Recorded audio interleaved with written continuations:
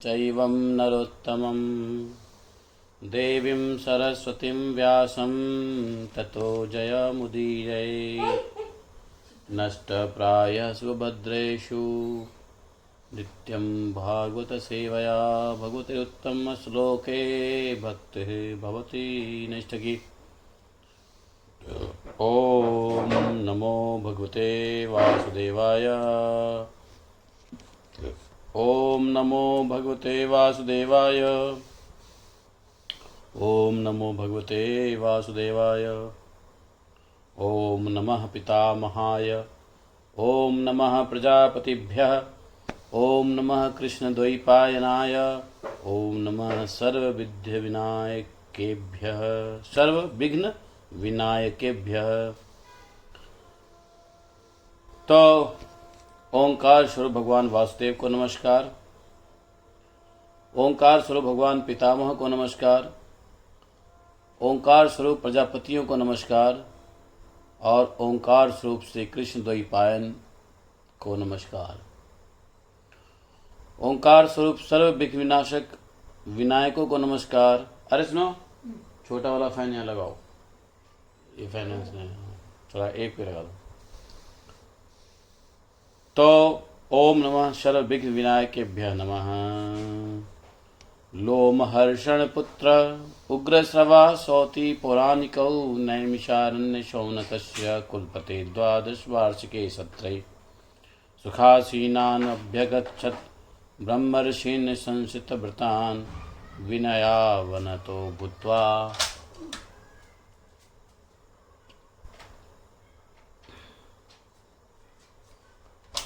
अरे उसमें लगा दो ना, यहाँ रख दो, उसमें लगाओ, उसमें लगाओ, यहाँ रख दो, उसको वहाँ उसमें लगाओ और एक पे डालो। ओम अज्ञानतिमिरान्धस्य ज्ञानाञ्जनशलाकया चक्षुरुन्मीलितं येन तस्मै श्रीगुरवे नमः।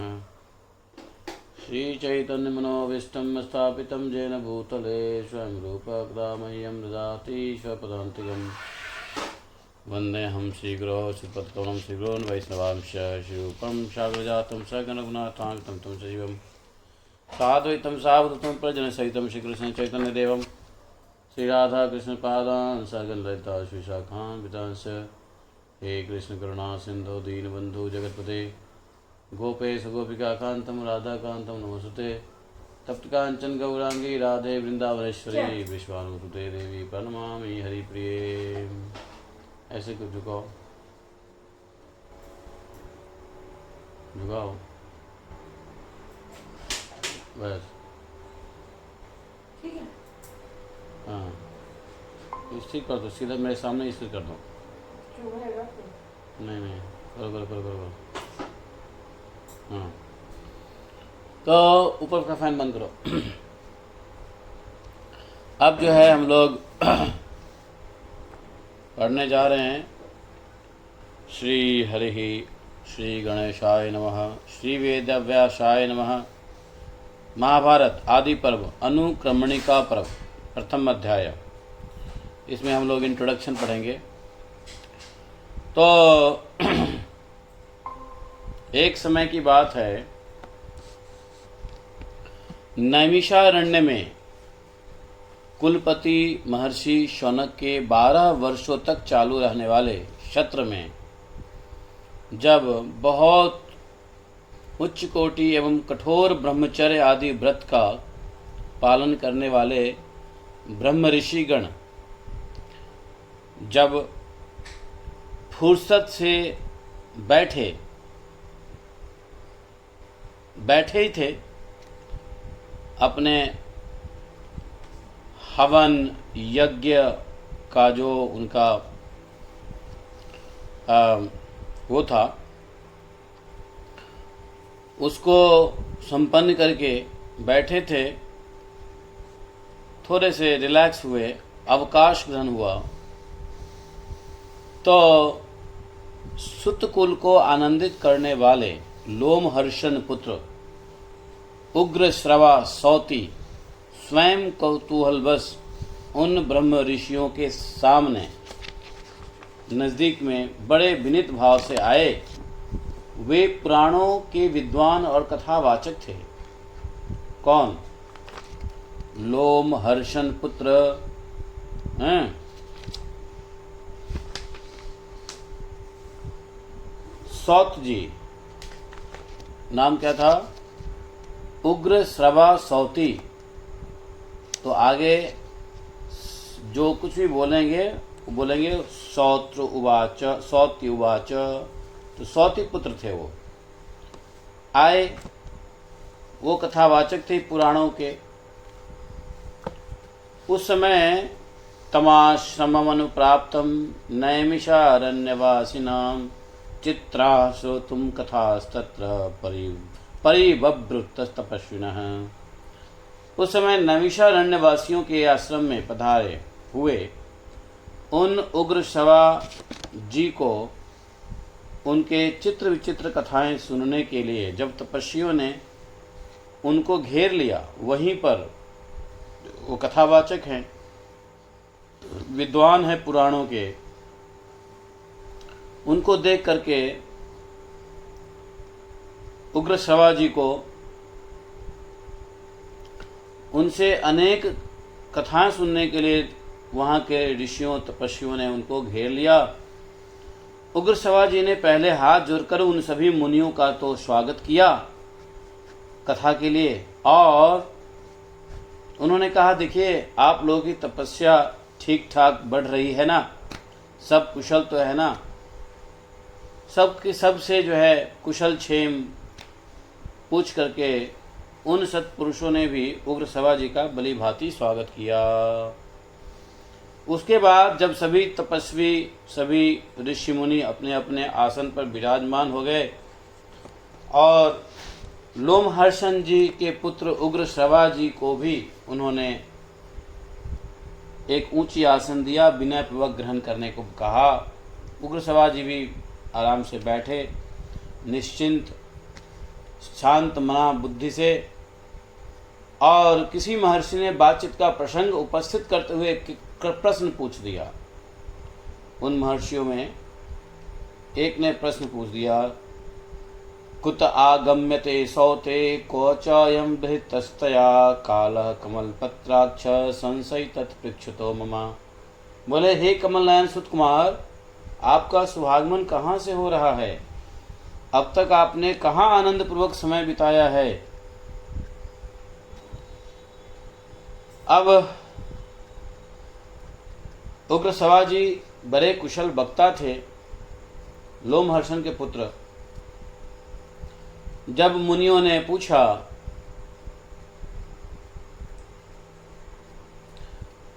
तो उस शुद्ध अंतःकरण, शुद्ध हृदय वाले मुनियों के उस विशाल सभा में ऋषियों और राजाओं से संबंध रखने वाली अनेक उत्तम और यथार्थ कथा कहने लगे। सौत्युवाच जन्मे जयस्य राजर्षे सर्पसत्रे महात्मनः समीपे पार्थिवेन्द्रस्य सम्यक् परीक्षितस्य च कृष्णद्वैपायन प्रोक्ता सुपुण्या विविधा कथा कथिताश्चापि विविध या सम्पायेन वै श्रुत्वाहं ता विचित्रार्था महाभारत संस्था। देखा, पहली बार महाभारत शब्द आ रहा है श्लोकों में। उग्र श्रवा जी ने कहा, आवाज आ रही है? सबको आवाज आ रही है? एवरीवन, आवाज आ रही है? Yes, no, yes. तो उग्र श्रवा जी ने कहा, महर्षियों, चक्रवर्ती सम्राट महात्मा राजर्षि परीक्षित नंदन जन्मे जय के सर्प यज्ञ में उन्हीं के पास वैशंपायन ने श्री कृष्ण द्वैपायन व्यास जी के द्वारा निर्मित परम पुण्यमयी चित्र विचित्र अर्थ से युक्त महाभारत की जो अनेक प्रकार की कथाएं विधि पूर्वक कही है, उन्हें मैं सुन करके आ रहा हूँ।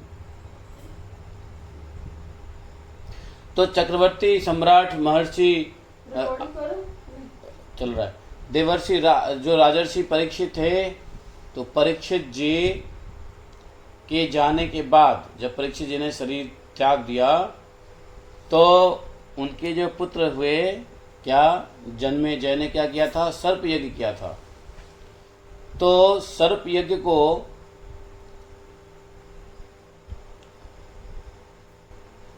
रुकवा दिया गया था, और सर्प यज्ञ रुकने के बाद व्यास देव जी के द्वारा जो महाभारत की कथाएं, जिसका अर्थ पुण्यमयी है, तो पुण्यमयी अर्थ से भरपूर जो महाभारत की कथा है वहाँ विधि पूर्वक कही है, उन्हें सुनकर मैं वहाँ से आ रहा हूँ। अर्थात मैंने तो परीक्षित महाराज को कौन सी कथा सुनाई गई? परीक्षित महाराज को सुनाया गया, परीक्षित महाराज को सुनाया गया कौन सी कथा? श्रीमद् भागवत कथा। लेकिन जन्मेजय को कौन सी कथा सुनाया गया? उनके पुत्र थे, महाभारत की कथा। वह महाभारत की कथा जो श्री कृष्ण द्वैपायन व्यास देव जी के द्वारा निर्मित है। बोले कि देखो ऋषियों, मैं बहुत से तीर्थ और धामों की यात्रा करता हुआ ब्राह्मणों द्वारा सेवित उस परम पुण्यमय समंत पंचक क्षेत्र कुरुक्षेत्र में गया था, जहां पहले कौरव, पांडव एवं अन्य सब राजाओं का युद्ध हुआ था। वहीं से आप लोगों के दर्शन की इच्छा लेकर मैं यहां आपके पास आया हूं। मेरा मानना है कि आप सभी दीर्घायु एवं ब्रह्म स्वरूप हो।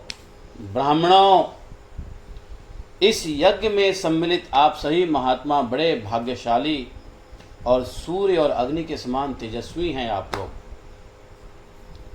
इस समय आप सभी स्नान, ध्यान, संध्या वंदन, जप और हवन आदि करके शुद्ध हो अपने अपने आसन पर स्वस्थ चित्त से विराजमान हैं। आप लोगों को देख के बड़ा हर्ष हो रहा है। समय कुछ 10-11 बजे का समय है। सब कोई अपना सुबह का संध्या वंदन, जप, अग्नि क्या बोलते हैं, हवन वगैरह करके सब बैठे हुए हैं, सुखपूर्वक बैठे हुए हैं, प्रसाद वसाद खा पी के बैठे हुए हैं। तो सौती बोले कि आप लोग बताइए, मैं आपकी क्या सेवा कर सकता हूँ? आज्ञा कीजिए, मैं आप लोगों को क्या सुनाऊं? क्या मैं आप लोगों को धर्म और अर्थ के गूढ़ रहस्य से युक्त अंतःकरण को शुद्ध करने वाली भिन्न भिन्न पुराणों की कथा सुनाऊं, या मैं उदार चरित महानुभाव ऋषियों और सम्राटों के पवित्र इतिहास सुनाऊं? क्या सुनाऊं? ऋषय हौचु। तो जब सौती जी ने पूछा, लोमहर्ष नंदन, लोमहर्षण पुत्र उग्र श्रवा सौती, उनको कभी कभी सौती भी कहते हैं और कभी कभी उग्र श्रवा भी कहते हैं, ठीक है। अरे आप लोग सो मत जाना है महाभारत की कथा में, सोना मना है महाभारत की कथा में। कौन सो रहा है यहाँ? हाँ, जगे रहो। महाभारत की कथा में सोना मत, नहीं तो वेद का ज्ञान नहीं होएगा फिर, हैं। तो बोले, तो कौन है ये? उग्र श्रवा। इसी को सौती भी कहते हैं। तो कहीं कहीं उग्र श्रवा बोलेंगे, कहीं कहीं सौती बोलेंगे, लेकिन हम ज़्यादातर उग्र श्रवा का प्रयोग करेंगे। सौती बोलना उतना अच्छा नहीं लगता, इसलिए उग्र श्रवा बोलेंगे, ठीक है। तो ये लोमहर्षण के ही पुत्र थे। तो यहाँ पर जो है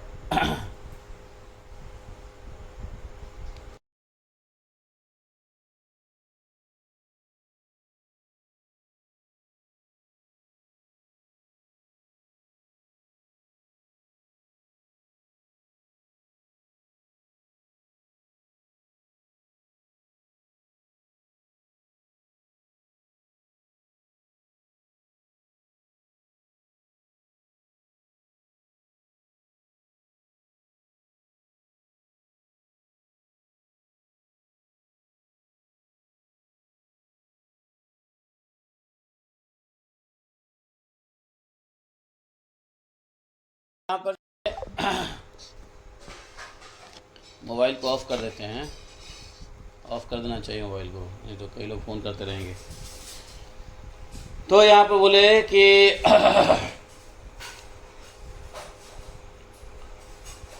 ये जो है हम एक और ग्रुप है उसमें भी डाल देते हैं। बाय द वे लोग बाग, एक और ग्रुप है ना अपना, कौन सा ग्रुप है वो, उसमें नहीं है? हाँ, गिरिराज वाले में डाल देता हूँ, गिरिराज वाले में तो सब है ही। ठीक है, ओके। तो ऋषयः ऊचुः, जब लोमहर्षण जी ने कहा कि बताइए आपको क्या सुनाऊं, अंतःकरण शुद्ध करने वाले नाना प्रकार के पुराण की कथा सुनाऊं या उदारचरित महानुभाव ऋषियों और सम्राटों के पवित्र इतिहास को सुनाऊं, क्या सुनाऊं? तो ऋषियों ने कहा क्या कहा, द्वैपायनेन यत् प्रोक्तं पुराणं परमहर्षिणा सुरैः ब्रह्मर्षिभिश्चैव श्रुत्वा यद्भिः पूजितं तस्याख्यानवरिष्ठस्य विचित्रपदवर्णनः पदवर्णनः सूक्ष्मार्थन्य अन्ययुक्तस्य वेदार्थैर्भूषितस्य च भारतस्य इतिहासस्य पुण्यं ग्रन्थार्थसंयुतां संस्कारोपगतां ब्राह्मी नानाशास्त्रोपबृंहिताम्। ऋषियों ने प्रश्न किया, ऋषियों ने कहा, उग्रश्रवा जी, परम ऋषि श्री कृष्ण,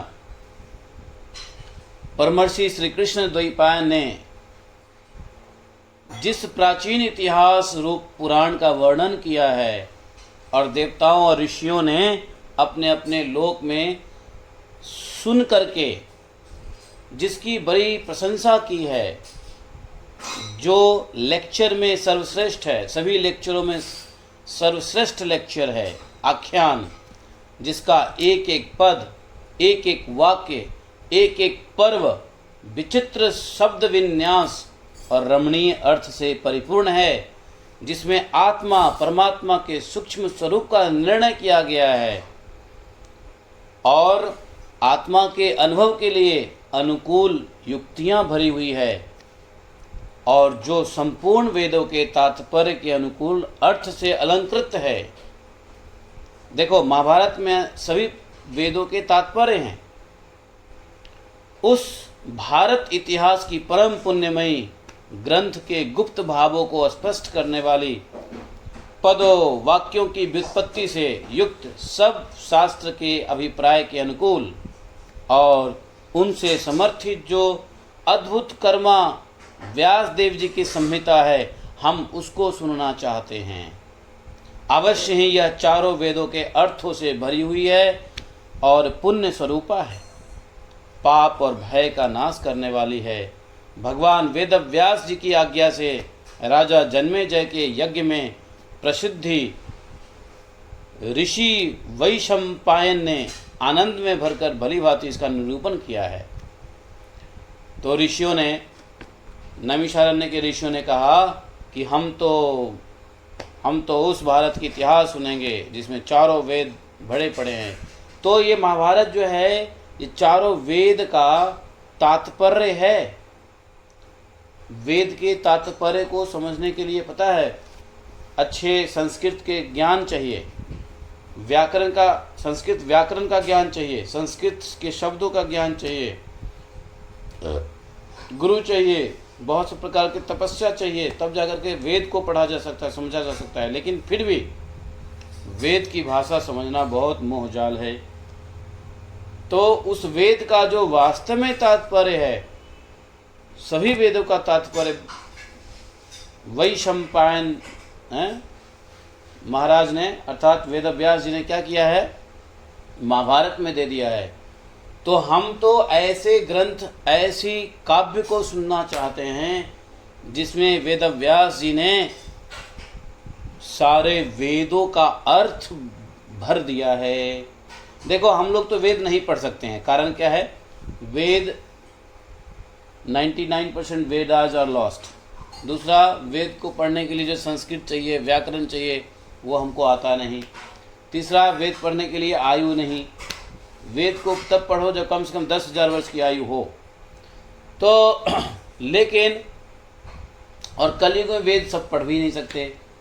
कलौ शूद्र संभवा, कलयुग में सब शूद्र की तरह ही होते हैं, है कि नहीं। तो इसलिए वेद कलयुग में कोई नहीं पढ़ पाएगा, और बहुत सारे लोग तो अधिकारी भी नहीं है पढ़ने के। तो ऐसे में वेद का ज्ञान कैसे मिले कलयुग के लोगों को। तो इसलिए महाभारत काव्य की रचना किया वेद व्यास जी ने, समझे।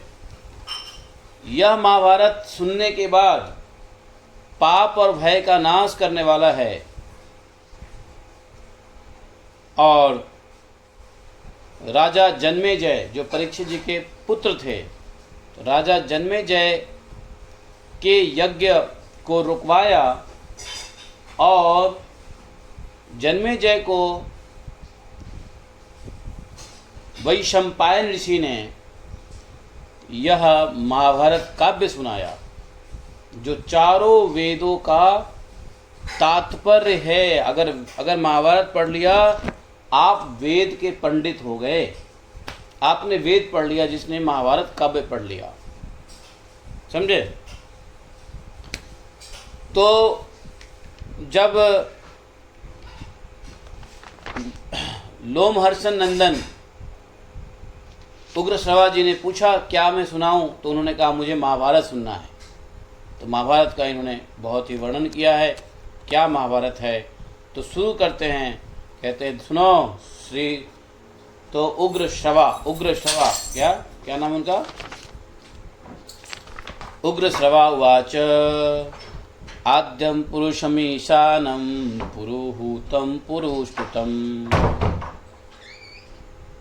ऋतमेकाक्षरं ब्रह्म व्यक्ताव्यक्तं सनातनम् असच्च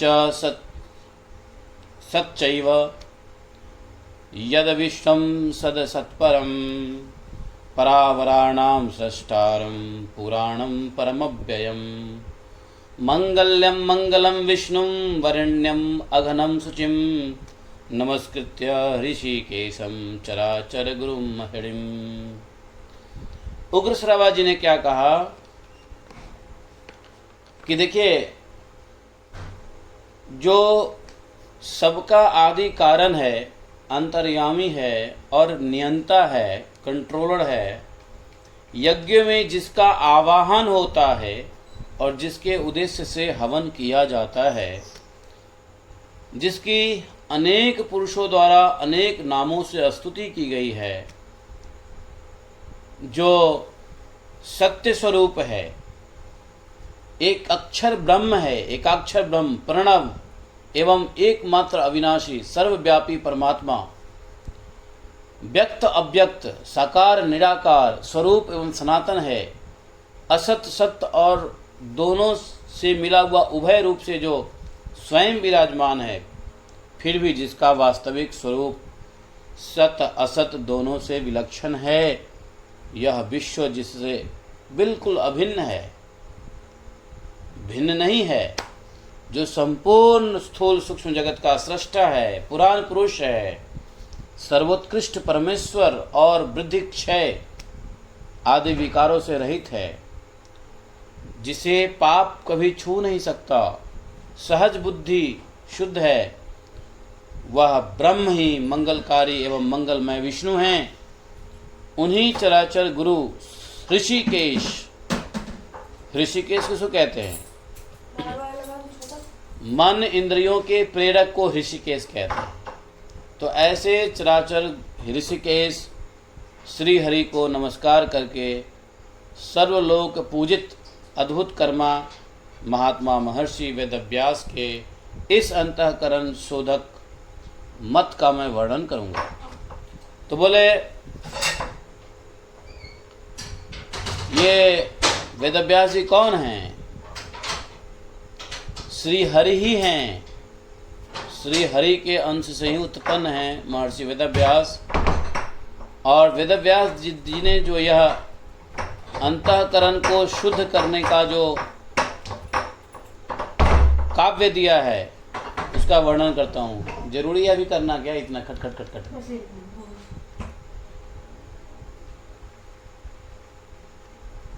तो उसका अंतःकरण शोधक मत का मैं वर्णन करूँगा। आचख्यु कवयः केचिन संप्रत्याह चक्षते परे आख्यास्यन्ति तथैवान्ये इतिहासम इमं भुवि। देखो, पृथ्वी पर इस इतिहास का अनेकों कवियों ने वर्णन किया है और इस समय भी बहुत से वर्णन करते हैं। इसी प्रकार अन्य कवि आगे भी इस काव्य का वर्णन करते रहेंगे।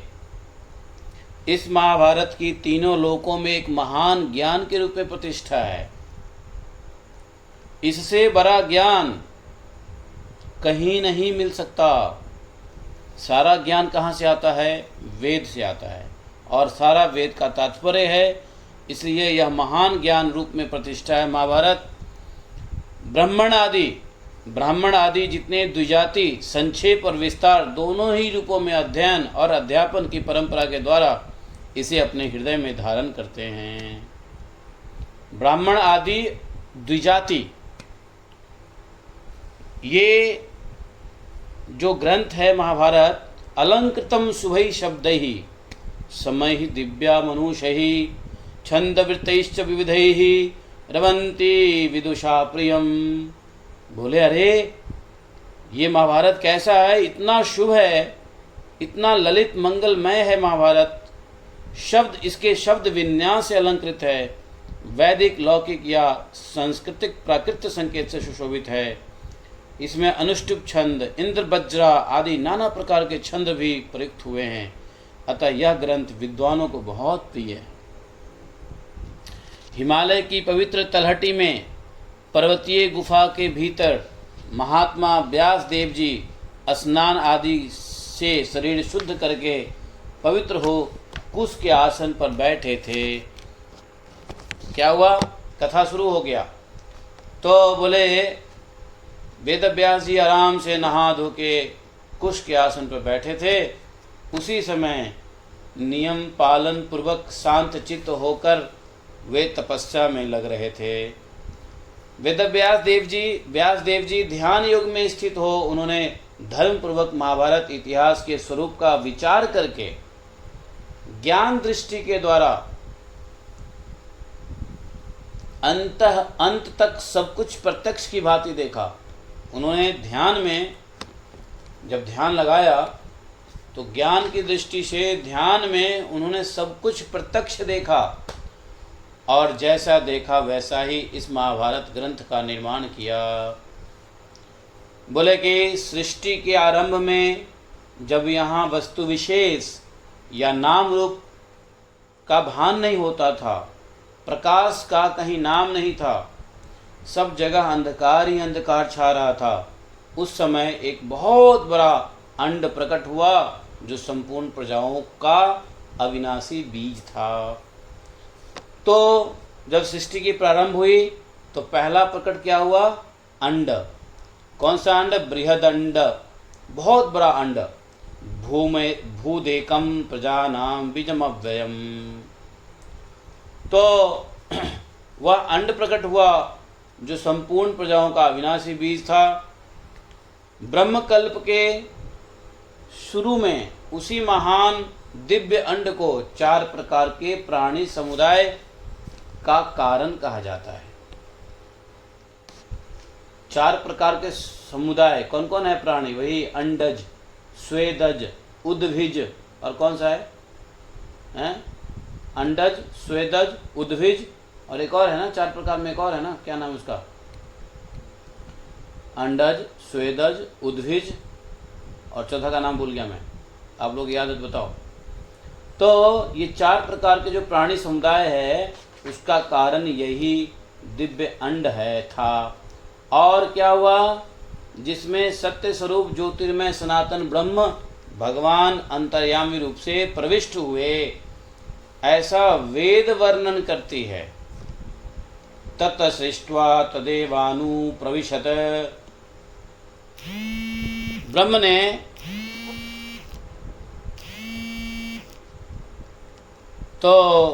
ने जो है इस प्रकार से प्रवेश किए, ये वेद कहते हैं। ऋषयः सप्त पूर्वे ये तो बोले कि ऋषय सप्त पूर्वे ये हैं। हरे कृष्णा, हरे कृष्णा, आवाज आ रही है? हाँ।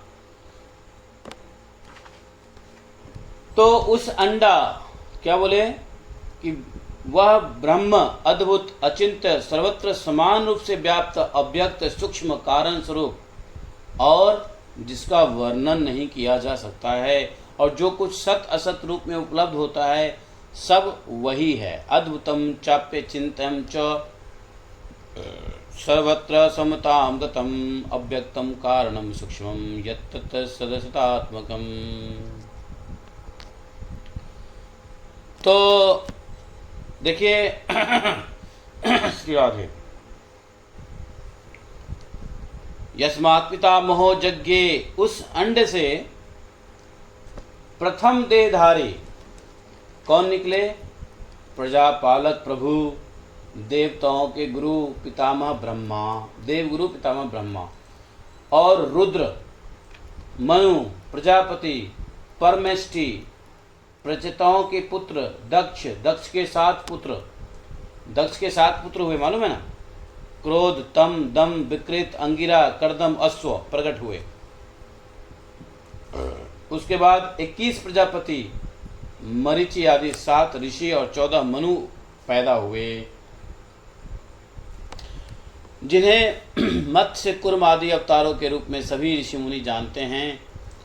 वे अप्रमेय आत्मा विष्णु रूप पुरुष और उसकी विभूति रूप विश्वदेव, आदित्य, वसु और अश्विन कुमार आदि भी क्रमशः प्रकट भये।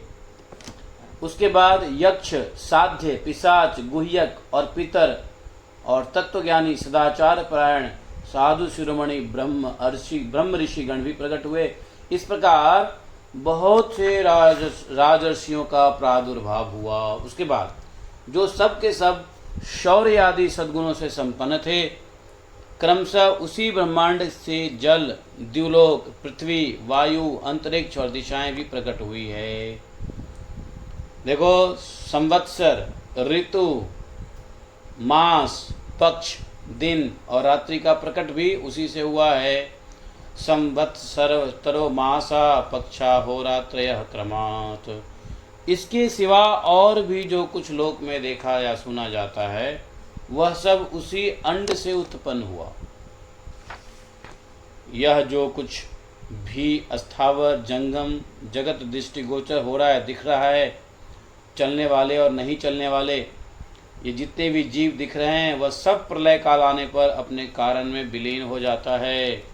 जैसे ऋतु के आने पर उसके फल, फूल हैं इत्यादि नाना प्रकार के चिन्ह प्रकट होते हैं और ऋतु चले जाने पर वे सब समाप्त हो जाते हैं, उसी प्रकार कल्प का आरंभ होने पर पहले वे पदार्थ दिखने लगते हैं और जब कल्प का अंत होता है तो वो नहीं दिखते हैं, उसका लय हो जाता है, प्रलय हो जाता है कि नहीं? ऋतु में देखो, ऋतु के फल आते हैं, ऋतु चले जाने के बाद फल खत्म हो जाता है। उसी प्रकार से जब कल्प का आरंभ होता है तो सभी प्राणी दृष्टिगोचर होते हैं, दिखते हैं, और कल्प के अंत में सब समिट जाता है। इस प्रकार यह अनादि और अनंत काल चक्र लोक में प्रवाह रूप से नित्य घूमता रहता है। इसी में प्राणियों की उत्पत्ति और संहार हुआ करते हैं, इसका कभी उद्भव और विनाश नहीं होता।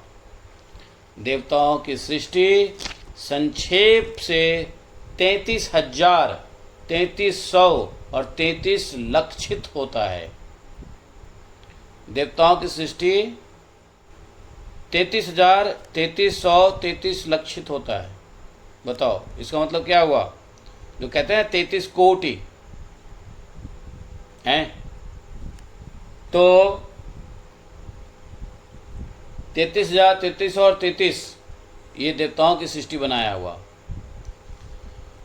पूर्व काल में दिवापुत्र, बृहत, भानु, चक्षु, आत्मा, विभा, वसु, सविता, ऋचिक, अर्क, भानु आशावह तथा रवि, ये सब शब्द विवस्वान के बोधक माने गए हैं। और इन सब में जो अंतिम रवि है वो महीय अर्थात मही। मही क्या है? पृथ्वी में गर्भ स्थापन करने वाले एवं पूज्य माने गए हैं। मही रवि हैं और वे मही। इनके तनय देवव्राट है और देवव्राट के तनय सुभ्राट माने गए हैं। सुभ्राट के 3 पुत्र हुए, वे सब के सब संतानवान हुए। बहुश्रुत अनेक शास्त्रों के ज्ञाता। इनके नाम इस प्रकार है क्या? 10 ज्योति, सतज्योति, सहस्त्र ज्योति। 10 पुत्र सहस्त्राणि 10 ज्योतिर्महात्मनः ततो 10 गुणाश्चान्यम सत ज्योतिरिहात्मजा।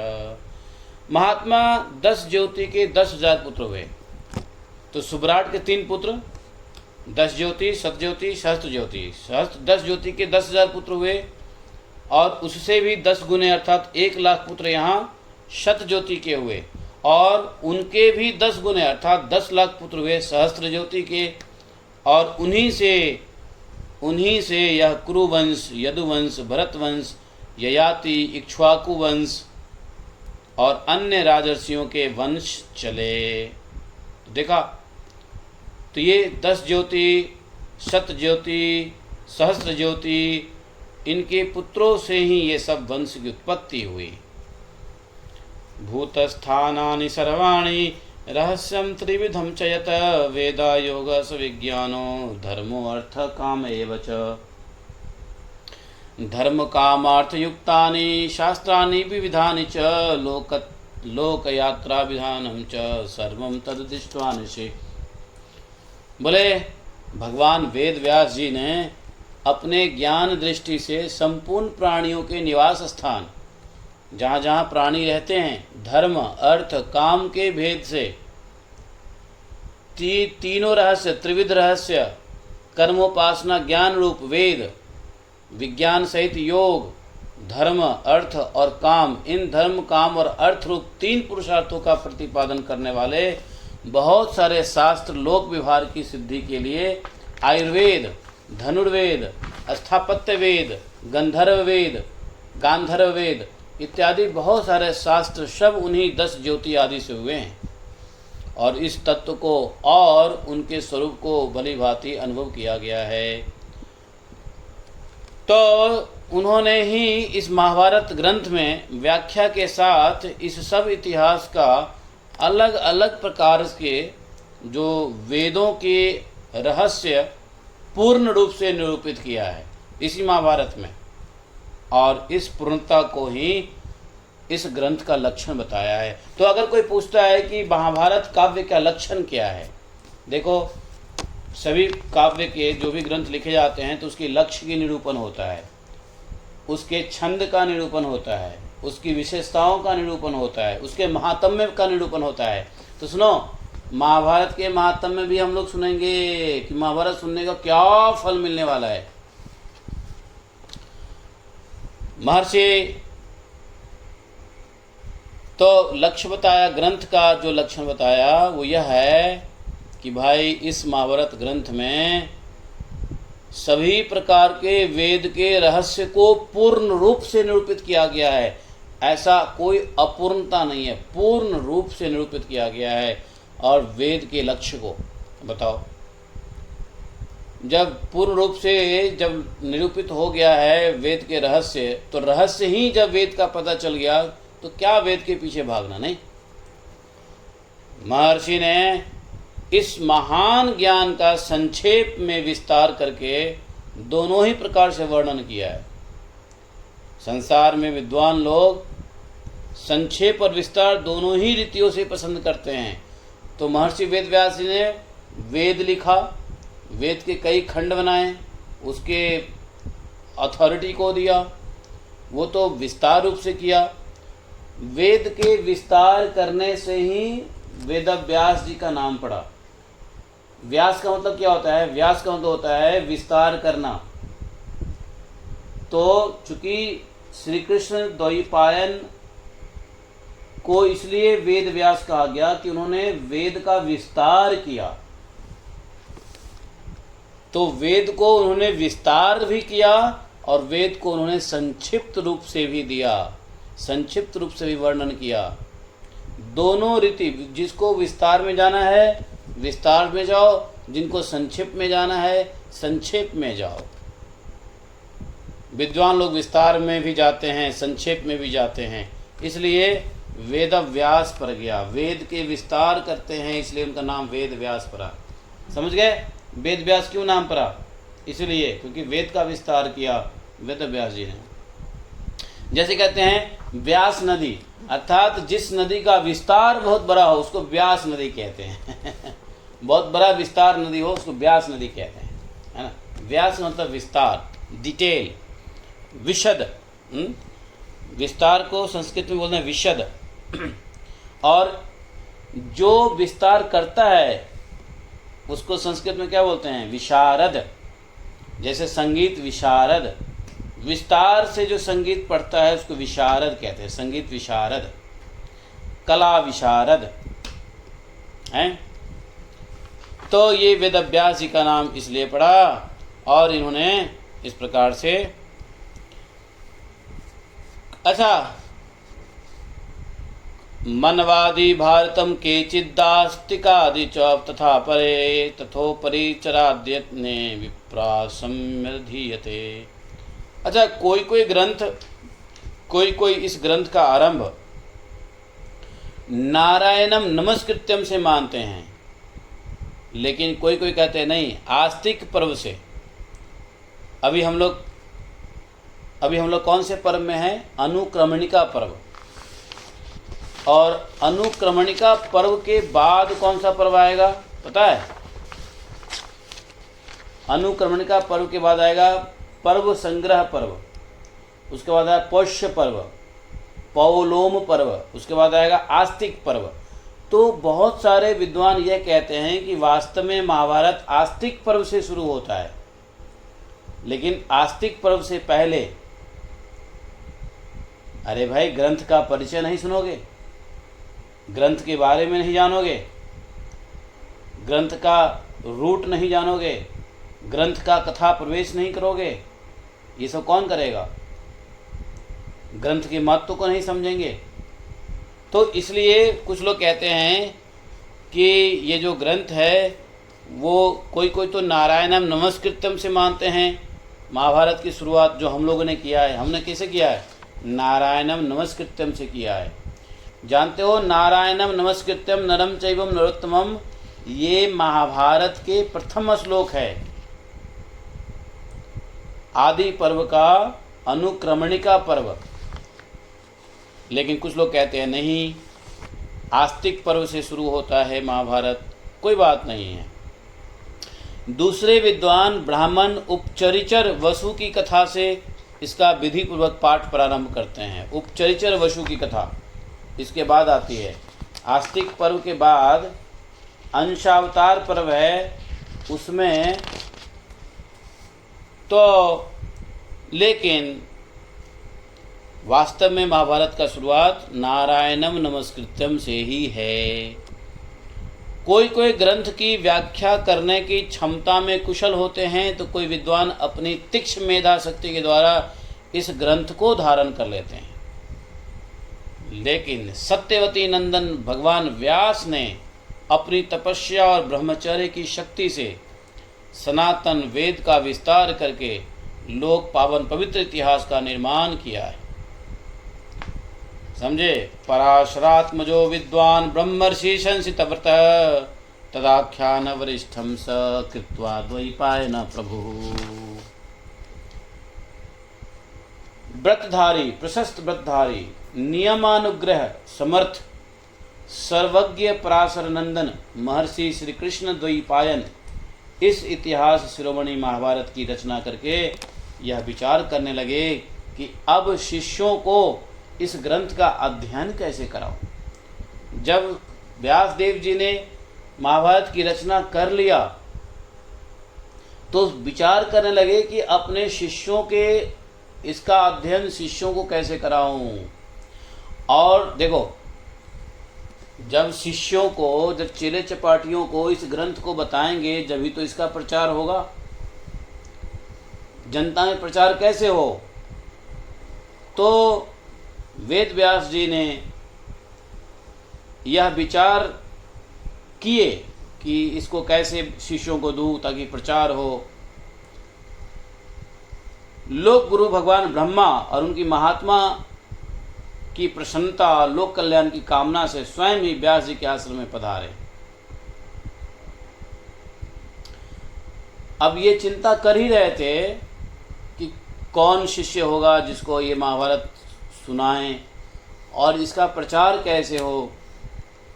तो यह चिंता में थोड़े से बैठे ही थे कि भगवान ब्रह्मा जी आ गए। कहाँ पर? उनके आश्रम में।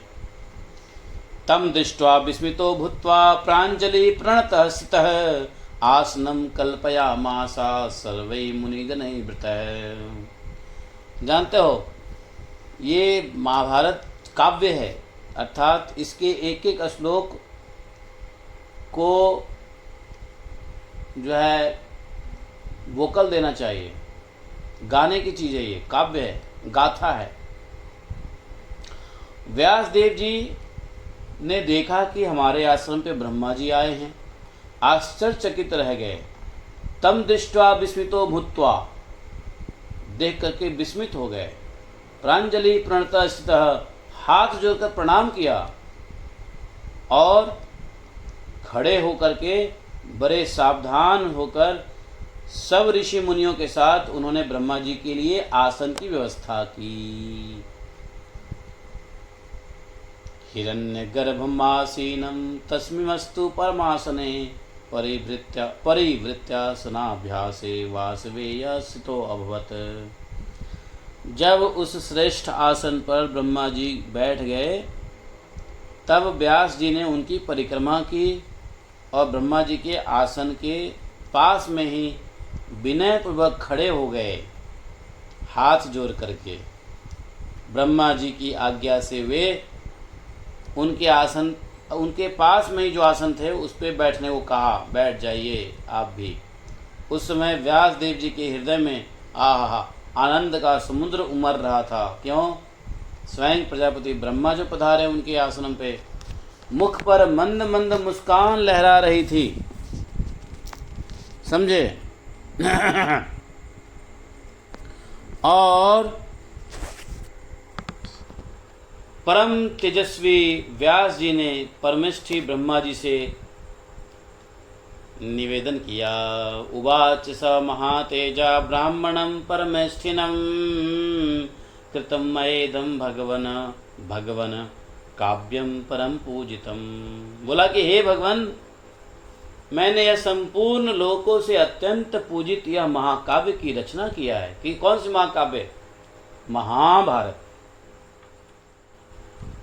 ब्राह्मण वेदहस्यं च यत् च अन्यत् स्थापितं मया सांगोपनिषदां चैव वेदानां विस्तरक्रिया। हे ब्रह्मा जी, मैंने इस महाकाव्य में संपूर्ण वेदों का गुप्त से गुप्त रहस्य और अन्य सभी शास्त्रों का सार संकलित करके मैंने इसकी रचना की है। महाभारत याद रखो, पूरे वेदों का गुप्त से गुप्त रहस्य है इसमें, और जितने भी शास्त्र है सबका सार का संकलन है यह महाभारत। तो ब्रह्मा जी को कहा वेद व्यास जी ने कि ऐसा ग्रंथ हमने, इस ग्रंथ में ऐसा संकलन स्थापित किया है। केवल वेदों का ही नहीं, वेद के जो अंग हैं, उपनिषदों का भी इसमें हमने विस्तार रूप से किया है वर्णन। इस ग्रंथ में इतिहास और पुराण का मंथन करके उनका प्रशस्त रूप प्रकट किया है। भूत, वर्तमान और भविष्य काल की इन तीनों संज्ञाओं का भी वर्णन हुआ है। सुनो, महाभारत में हम लोग भविष्य काल भी जानेंगे। जरा मृत्यु भय व्याधि भावा भावा विनिश्चय विविधस्य च धर्मस्य ह्याश्रमाणां च लक्षणम्। बोले इस ग्रंथ में बुढ़ापा, मृत्यु, भय, रोग और पदार्थों के सत्यत्व और मिथ्या रूप का मिथ्यात्व और सत्यत्व, अर्थात मिथ्या तत्व भी और सत्य तत्व। तो इस ग्रंथ में बुढ़ापा, मृत्यु, भय, रोग, पदार्थ का सत्यत्व और मिथ्यत्व विशेष रूप से निश्चय किया गया है। तो अब कोई पूछे कि महाभारत के लक्षण क्या है, तो लक्षण बता दिया।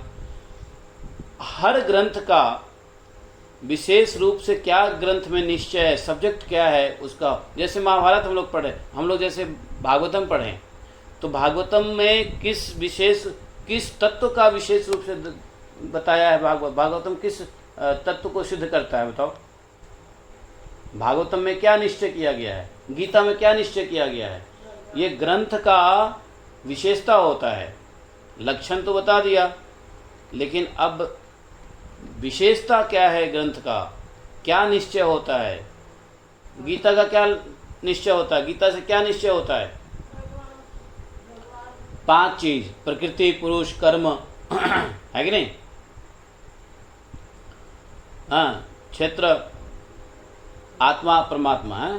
प्रकृति, पुरुष, आत्मा, कर्म और काल, ये 5 चीज जो है भागवतम से निरूपण होता है। इसी प्रकार से गीता से, और भागवतम में इसी प्रकार से कितने चीज, 10 चीजों का निरूपण होता है कि नहीं। तो उसी प्रकार से यहाँ बोले कि महाभारत में हम विशेष रूप से सत्य और मिथ्या, भय, रोग, मृत्यु, बुढ़ापा विशेष रूप से इसमें निश्चय किया गया है, तथा अधिकारी भेद से अलग अलग प्रकार के धर्म और आश्रमों का विलक्षण बताया गया है। तो धर्म, आश्रम, वर्ण, बुढ़ापा, मृत्यु, भय, रोग और सभी पदार्थ के ट्रुथफुलनेस एंड फॉल्सिटी, इन सब के विशेष रूप से। फिर बताया कि देखिए, इस ग्रंथ को हमने चतुर्वर्ण विधानम च पुराणम च कृतसंसः, ब्राह्मण, क्षत्रिय, वैश्य और शूद्र, चारों वर्ण के लिए कर्तव्य का विधान किया है। पुराणों का संपूर्ण मूल तत्व भी प्रकट हुआ है। तपस्या, ब्रह्मचर्य के स्वरूप, अनुष्ठान एवं फलों की विवरण, पृथ्वी, चंद्रमा, सूर्य, ग्रह, नक्षत्र, तारा, सतयुग, त्रेता, द्वापर, कलयुग, इस सब के परिमाण और प्रमाण, ऋग्वेद, यजुर्वेद, सामवेद और इनके आध्यात्मिक अभिप्राय और अध्यात्म शास्त्र का इस ग्रंथ में विस्तार से वर्णन किया गया है। ये किसको कह रहे हैं, ब्रह्मा जी को कह रहे हैं। सुनो ब्रह्मा जी क्या कहेंगे। प्रश्न क्या है, प्रश्न आगे आएगा। अभी तो ब्रह्मा जी अभी तो व्यास देव जी बता रहे ब्रह्मा जी को कि हमने क्या कार्य किया है। कहा है, देखिए महाराज, ब्रह्मा जी को कहा, इस ग्रंथ में हमने न्याय, शिक्षा, चिकित्सा, देखो महाभारत में चिकित्सा भी है। महाभारत को पढ़ लेने के बाद आप सब डॉक्टर भी हो सकते हो, अपना इलाज स्वयं कर सकते हो, इसमें है।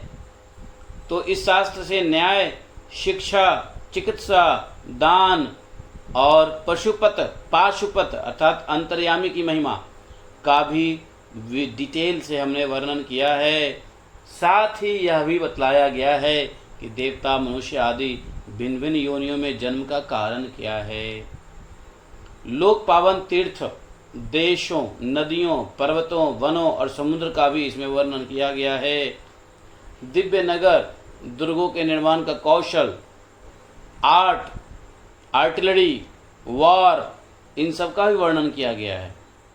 और अलग अलग भाषाओं और जातियों को जो विशेषताएं हैं, लोक व्यवहारों की सिद्धि के लिए जो कुछ आवश्यक है, और भी जितने लोक के उपयोगी पदार्थ हो सकते हैं, इस संसार में जितने उपयोगी पदार्थ हो सकते हैं, उस सबका इसमें हमने प्रतिपादन किया है। परंतु हमें एक बात की चिंता है। बोले कि क्या चिंता है बताओ। तो बोले ब्रह्मा जी, हमारी चिंता यह है कि पृथ्वी में इस ग्रंथ को लिख सके ऐसा कोई नहीं।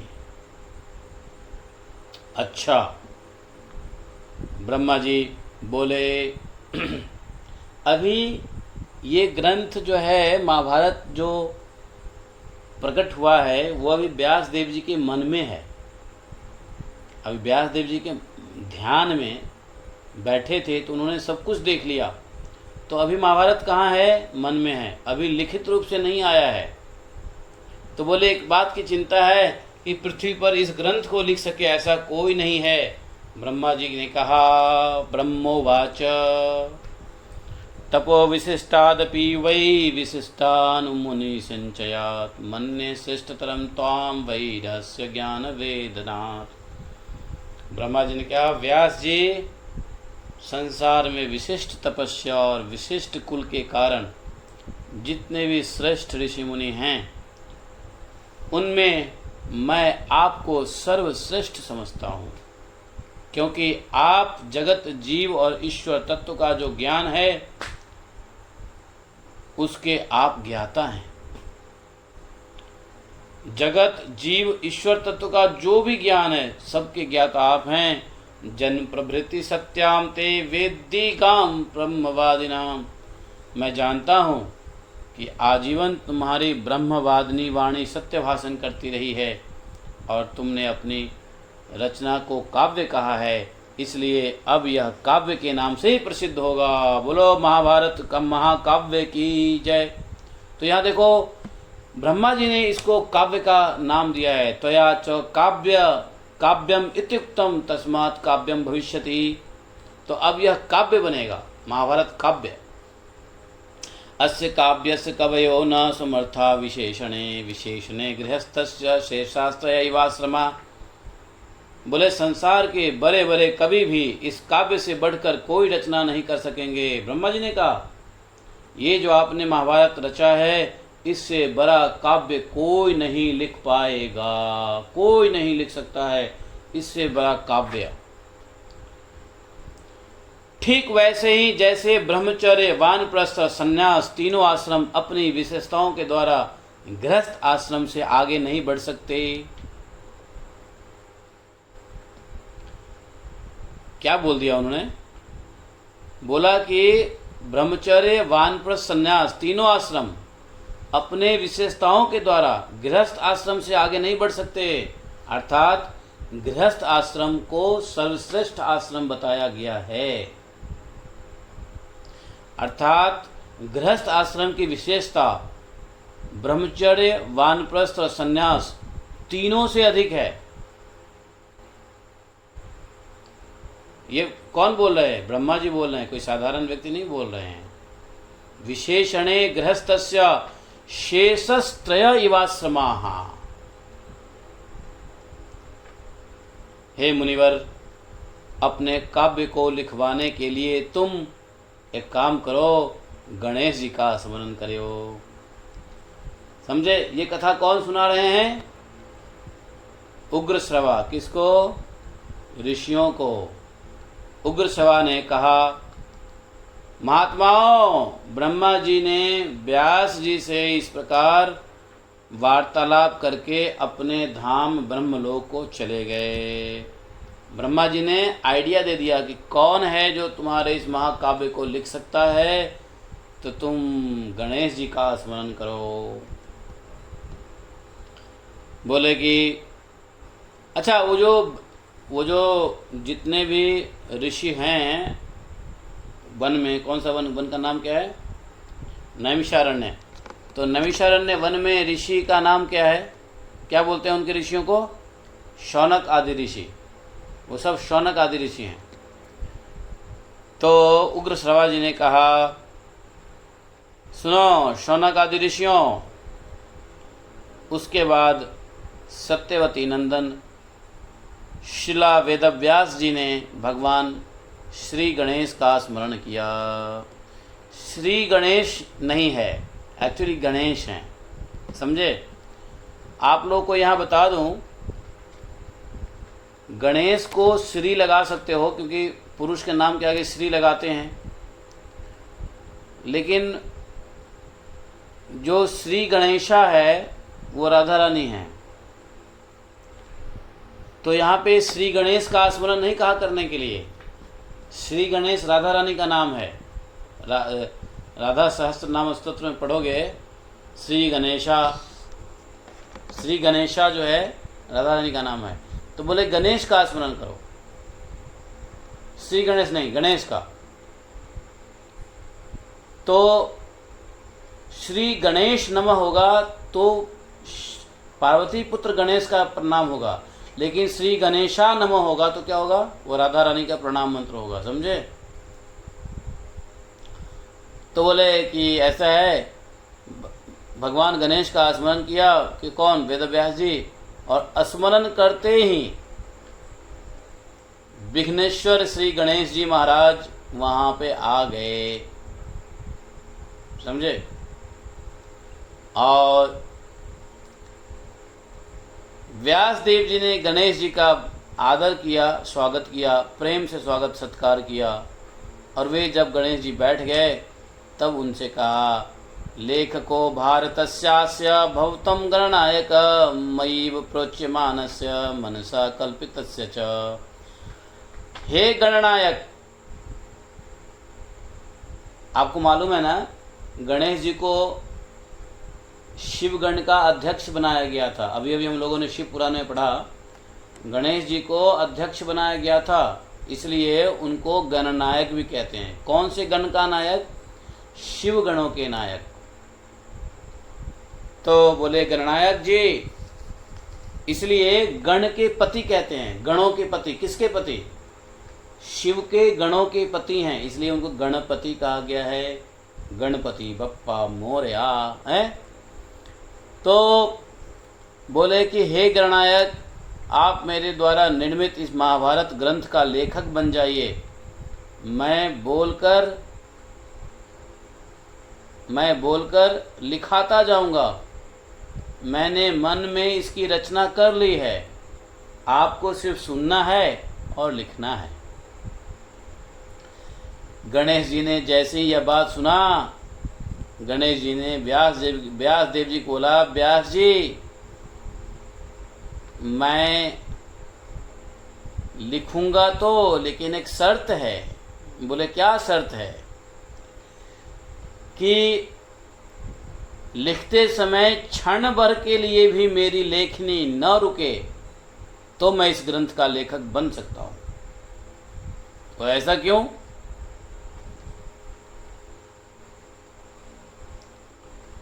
बोले बस ऐसा ही मान लीजिए, क्योंकि एक बार मैं रुक गया तो मैं आलसी हूं, मैं रुक ही जाऊंगा। जब तक काम करता रहूंगा मैं एक्टिव रहूंगा, जहां फुल स्टॉप हो गया मैं फुल्ली स्टॉप हो जाऊंगा। इसलिए हमको फुल स्टॉप नहीं चाहिए, हमको फुल्ली स्टॉप नहीं होना है। बोले अच्छा। वेद व्यास जी बोले, आप में से कितने लोगों को व्यास गुफा याद आ रही है और गणेश गुफा याद आ रहा है? बद्रीनाथ में गणेश गुफा को याद करो। कौन कौन गए गणेश गुफा? आप में से कितने लोग गणेश गुफा देखा है, जहाँ बैठ के गणेश जी ने लिखा है महाकाव्य को, महाभारत को, और ऊपर से व्यास देव जी ने बोला है और नीचे गणेश जी ने लिखा है। आप लोग नहीं गए? गए होंगे, कुछ लोग तो गए होंगे। गणेश गुफा नहीं जाके आए? 9 बज गया, सब सो गए क्या? नहीं बाबू जी, नहीं सोए हैं जी, हम लोग जगे हैं लेकिन हम लोग गए नहीं हैं, कहीं नहीं गए हैं हम तो। अरे जाओ जाओ जाओ। जी ने बताया आप जाएंगे। अरे गणेश गुफा तो एक गांव है, माना गांव में है ये, ठीक है। जब बद्रीनाथ से और ऊपर बढ़ोगे, चढ़ोगे हैं, तो एक गांव आएगा माना, वो चाइना बॉर्डर है, इंडिया का अंतिम विलेज है वो। हाँ प्रभु, हरे कृष्णा बोलो। आप जाके आए? 1 महीना पहले। ये लो, अभी ताजा स्मरण ये जाके आए, सही बात है। तो माना गांव है, माना गांव में जाओगे, गांव से होते हुए छोटे से सकड़े रास्ते हैं, जाओगे दाएं साइड में आपको गणेश गुफा मिलेंगे पहले, और उसके ऊपर जाओगे तो भारत का अंतिम टी स्टॉल अंतिम चाय का दुकान है। उसके बाद जो है चाय का दुकान है अभी या हटा दिया चाय का दुकान? भारत का अंतिम चाय का दुकान लिखा हुआ है। और उसके बाद आपको व्यास गुफा मिलेंगे, तो वहाँ से अब तो बोलते पहले गाँव हो गया है। हैं? अब बोलते फर्स्ट गाँव है। अच्छा उल्टा कर दिया। उल्टा कर दिया है। तो भाई पहले पहला गाँव है। जब चाइना की तरफ से आओगे तो पहला गांव ही है ना। वो रास्ता स्वर्ग, वहीं उसी रास्ते से व्यास गुफा से आगे जाओगे। वहाँ पर सतोपंथ, मंदिर से तो 2.5 किलोमीटर ऊपर हाँ सतोपंथ, विष्णु भगवान जी के पैर पड़े थे, तो भी उनके दर्शन में लाए थे। हाँ हाँ हाँ। तो सतोपंथ है, सतोपंथ उसी रास्ते से पांडव लोग गए थे, स्वर्गारोहण किया था। सतोपंथ, सतोपंथ कहते हैं। सतोपंथ जब जाओगे तो वहाँ पे यदि आपके ऊपर पानी का झरना गिर गया तो समझो आप पवित्र हो और इसी जन्म में आपकी मुक्ति होने वाली है, नहीं तो आपके ऊपर झरने का पानी गिरेगा नहीं। तो सतोपंथ में वो झरने में लोग जाते हैं नहाने। जो नहा लेगा, पानी जिसके सर पे गिर गया समझो वो इसी जन्म में मुक्त हो जाएगा, वो पापी नहीं है। और जिसके ऊपर पानी नहीं गिरा समझो वो पापी है, अभी बहुत काम करने हैं।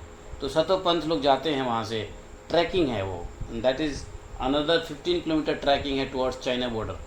और वहीं से स्वर्गारोहण है और पांडव जी वहीं से गए थे स्वर्ग में। तो स्वर्ग से जो आओगे तो पहला गांव तो वही है माना, इसलिए पहला गांव बोल दिया उन्होंने। तो गणेश जी ने ऐसा शर्त रखा कि देखिए, तो व्यास देव जी ने कहा, व्यासो अप्युवाच तम देवम बुद्ध्वा मालिखितत्वचित ओमित्युक्त्वा गणेशो अपि बभूव किल लेखकः। व्यास जी ने कहा, गणेश जी सुनिए, बिना समझे किसी भी प्रसंग में एक अक्षर भी मत लिखिएगा। तो जैसे गणेश जी ने कहा कि आपको बिना रुके बोलना है, तो व्यास देव जी ने कह दिया कि सुनिए, तो मेरा भी एक शर्त है, आप लिखिए लेकिन बिना समझे आप मत लिखिएगा। गणेश जी ने कहा ओम। ओम का मतलब क्या होता है? स्वीकार किया, कहकर स्वीकार किया और लेखक बन गए। तो गणेश जी ने अपना कंडीशन दिया, व्यास देव जी ने स्वीकार लिया। व्यास देव जी ने अपना कंडीशन दिया, गणेश जी ने स्वीकार कर लिया, है कि नहीं? तो इस कथा को सुनने के बाद यदि आप उस जगह पे जाओगे तो आपको वह स्मरण हो आएगा, है कि नहीं? जाओ, बड़ा रमणीक जगह है। जो लोग घूम रहे हैं, संसार में घूम सकते हो तो ऐसी जगह पे जरूर जाओ। क्या रखा है घर द्वार में, है? गृहस्थी में मर जाओगे, क्या फ़ायदा है? जाओ, घूमो फिरो, ऐसी जगह को देखो। तो तब व्यास जी भी कौतूहल बस ग्रंथ में गांठ लगाने लगे, है कि नहीं? अब उनको पता चल गया कि गणेश जी को धारा प्रवाह बोलना पड़ेगा बिना रुके हुए, तो उन्होंने गांठें लगाना शुरू कर दिया और ऐसे श्लोक बोल देते जिसका अर्थ बाहर से कुछ और मालूम पड़ता था और भीतर से कुछ और होता था। तो इस संबंध में कृष्णद्वैपायन मुनि ने एक बात कही है, वो सुनो। तो जब कभी व्यास देव जी को रुकना होता था, चिंतन करके बोलना होता था, तो वो ऐसे शब्द को बोल देते जिसका दो दो मीनिंग होता। एक ऊपर का मीनिंग अलग होता था अर्थ, और अंदर का अर्थ अलग होता था। तो गणेश जी वहाँ पे विचार करने लगते थे और इसी समय में इतने देर में व्यास देव जी को आगे के प्रसंग को स्मरण करने का समय मिल जाता था, समझे? तो व्यास देव जी ने क्या कहा? अष्टौ श्लोक सहस्राणि अष्टौ श्लोक शतानि च अहम वेत्ति शुको वेत्ति संजयो वेत्ति वा न वा। बोले कि सुनिए, इस ग्रंथ में 8800 श्लोक ऐसे हैं, इस ग्रंथ में 8800 श्लोक ऐसे हैं जिसका अर्थ मैं समझता हूँ या शुकदेव समझते हैं और संजय समझते हैं। संजय समझते हैं या नहीं, मुझे इसमें संदेह है। मैं समझता हूँ, सुखदेव समझते हैं, संजय समझता है कि नहीं, इसमें संदेह है। वे ऐसे 8800 कूट श्लोक हैं, इसे गुथे हुए और गंभीर अर्थ वाले, आज भी उनका रहस्य भेदन नहीं किया जा सकता। मतलब वो जो इतना गंभीर अर्थ है उसका कि आज भी उसका रहस्य भेद नहीं किया जा सकता, इतने रहस्य है। तो उसको दो ही लोग समझता है, मैं समझता हूँ या सुखदेव जी समझते हैं। संजय समझते हैं कि नहीं समझते हैं, हमको संदेह है, लेकिन दो आदमी तो समझते ही हैं।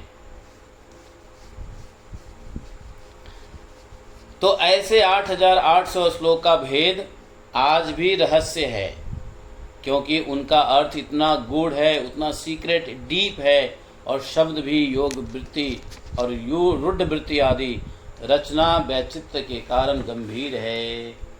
देखो, स्वयं सर्वज्ञ गणेश जी भी उन श्लोक का विचार करते समय क्षण भर के लिए ठहर जाते थे, और इतने समय में व्यास जी भी बहुत से श्लोकों की रचना कर लेते थे।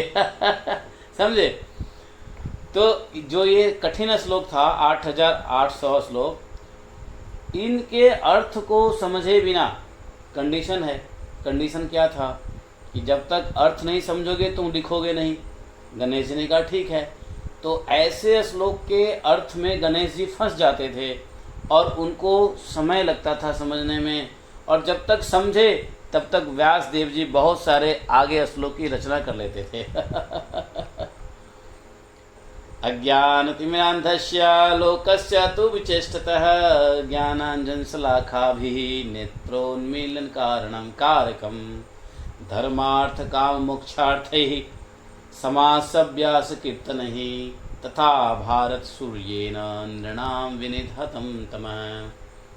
संसारी जीव अज्ञानता के कारण, अज्ञान अंधकार से अंधे होकर छटपटा रहे हैं। यह महाभारत ज्ञानांजन की शलाखा लगाकर उनकी आंख खोल देता है। जानते हो, जब आंख में रोग होता है ना, तो अंजन लगाया जाता है, अंजन से दिखने लग जाता है। यह शलाखा क्या है? धर्म, अर्थ, काम, मोक्ष, पुरुषार्थ का संक्षेप और विस्तार से वर्णन है।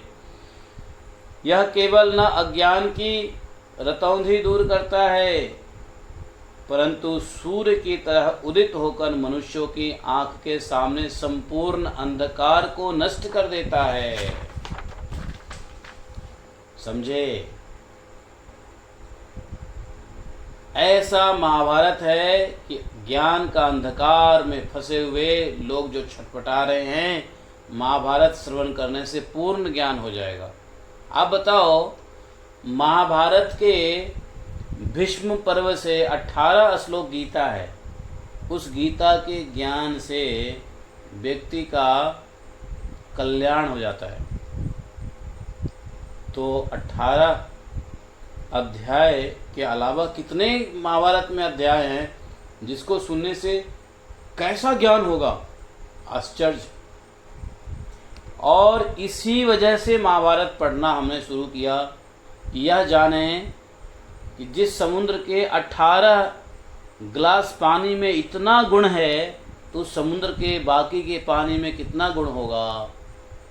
तो उसके आस्वादन करने के लिए हमने महाभारत का शुरुआत किया। और यह महाभारत शाम को इसलिए किया जा रहा है कि संसार की सारी महाभारत शाम को ही शुरू होता है। नहीं, संसार का सारा महाभारत शाम को शुरू होता है। सुबह में तो सब आराम से भजन करते रहते हैं, सबका मन थोड़ा सत्वगुण में रहता है।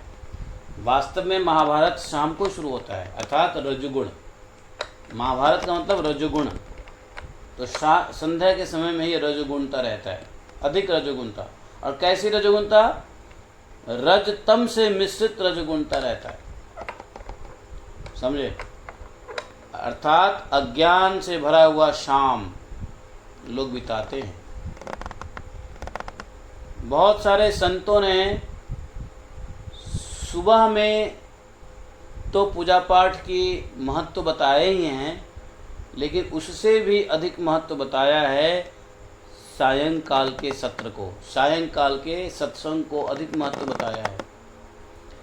आपको पता है पहले के ज़माने के लोग सोने से पहले, भोजन के उपरांत या भोजन से पहले सायंकाल में सत्संग करते थे, चौखड़ी लगाते थे, भगवान की कथा सुनते थे, कथा सुनाते थे और फिर भोजन करके सो जाते थे, या भोजन करके कथा सुनते थे तो जाके सो जाते थे। चौखड़ी लगती थी, गांव के पंडित पुरोहित आते थे, कथा करते थे, कथा का आनंद लेते ही सब भगवत आराधना में सो जाते थे, मानसिक आराधना। भगवान की जो सुबह की पूजा होती है वो होता है क्रियात्मक आराधना। जब आप उठते हो, घंटी बजाते हो, मंदिर खोलते हो, प्रसाद लगाते हो, संसार धावा नल्ली ढलोका गाते हो, ये सब क्रियात्मक आराधना है। लेकिन जब संध्या के समय भगवान की कथा सुन के सोते हैं, ये मानसिक आराधना हो जाता है और पूरी नींद जो है आपको मानसिक आराधना में जाएगा। तो ये पुरातन समय से चलता आ रहा है। सायंकाल में लोग आराम से बैठते थे, चौखड़ी चौपाल लगाते थे, कथा सुनते थे। बाद में क्या हुआ, कथा हो गया समाप्त, कथा की जगह हो गया ग्राम्य वार्ता, ग्राम्य वार्ता के बाद हो गया न्यूज़, समाचार, समाचार के बाद हो गया पॉलिटिक्स, और ये सब खत्म हो गया। बीच में रेडियो आ गया, रेडियो लोग सुनने लग गए हैं, तो ये सब समाज का ह्रास हो गया। तो शाम के समय में कथा सुनना अधिक विशेष महत्व बताया गया है, और यह वाकई में अज्ञान अंधकार से जो अंधे लोग हैं, छटपटा रहे हैं जीव, संसारी जीव, अज्ञानातिमिरान्धस्य लोकस्य तु विचेष्टतः, जो संसारी जीव अज्ञान अंधकार से अंधे होकर छटपटा रहे हैं, उसके लिए महाभारत का तो यह ज्ञान धर्म अर्थ काम मोक्ष पुरुषार्थ का संक्षेप और विस्तार से वर्णन करके उनके आँखों की रतौंधी, अज्ञानता की रतौंधी को दूर करेगा। कैसे? सूर्य के समान उदित होकर के यह ज्ञान सूर्य के समान उदित होगा और अज्ञानता की रतौंधी को दूर करेगा। समझे? देखो,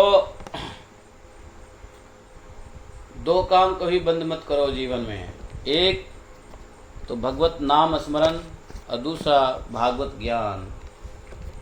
दो काम से कभी नहीं उबना चाहिए कि मैंने बहुत ज्ञान ले लिया, मैंने बहुत माला कर लिया, मैंने बहुत भगवान का नाम जप कर लिया और मैंने बहुत कथा सुने, मैंने बहुत ज्ञान ले लिया। नहीं, इन दो चीज़ों से कभी मत उबो और नित्य प्रति कथा भगवान का नाम करते रहना पड़ेगा। क्यों?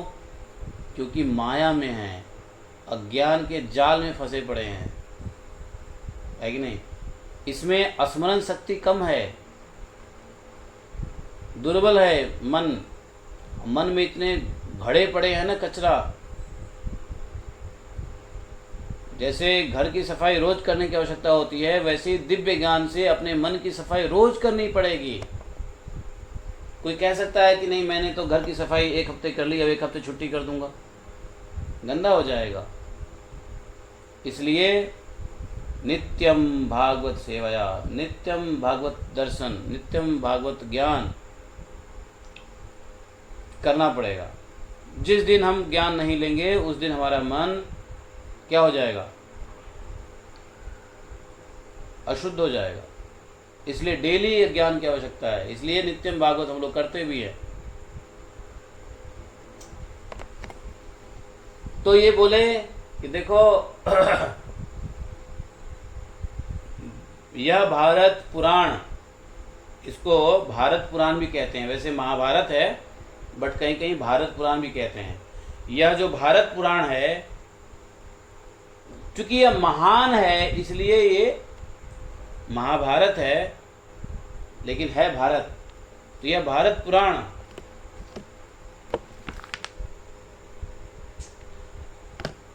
हालांकि देखो 8 पुराण में नहीं, 18 पुराण है ना, 18 पुराण में महाभारत पुराण नहीं है, इसलिए हम लोग इसको रात्रि में पढ़ सकते हैं, काव्य है।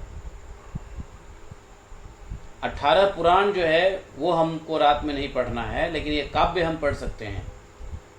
भागवत पुराण है, लेकिन ये भारत पुराण, महाभारत काव्य जिसको कहते हैं, ये कहते हैं पूर्ण चंद्रमा के समान है, जिससे वेदों की चांदनी छटकती है इस महाभारत से, और मनुष्यों की बुद्धि रूपी कुमुदनी सदा के लिए खिल जाती है।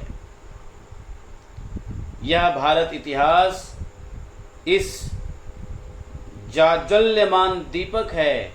यह मोह का अंधकार मिटाकर लोक के अंतःकरण रूप संपूर्ण अंतरंग ग्रह को भली भांति ज्ञान लोक से प्रकाशित कर देता है। ज्ञानालोक महाभारत वृक्ष का बीज है, संग्रह अध्याय और जड़ है।